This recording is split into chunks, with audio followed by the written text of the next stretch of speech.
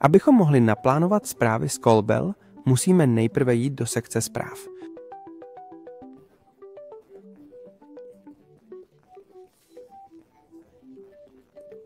A okamžitě stiskneme tlačítko pro přidání připomenutí, vybereme konkrétní datum, nebo pokud ne, zvolíme vlastní. Tady v této sekci můžeme také přidat datum a čas mnohem konkrétněji a pak potom v tomto dolním rámečku můžeme přidat poznámku pro jinou osobu z týmu. Pamatuj, že můžeš také zmínit tuto osobu, aby obdržela oznámení při odeslání poznámky. Nakonec v sekci odeslání zprávy, pokud klikneme na tlačítko vpravo, zobrazí se nám výběrový panel, kde můžeme vybrat předem schválenou šablonu WhatsApp, kterou chceme odeslat klientovi. Jakmile se aktivuje připomenutí, nezapomeňte vyplnit pole s proměnou a kliknout na uložit.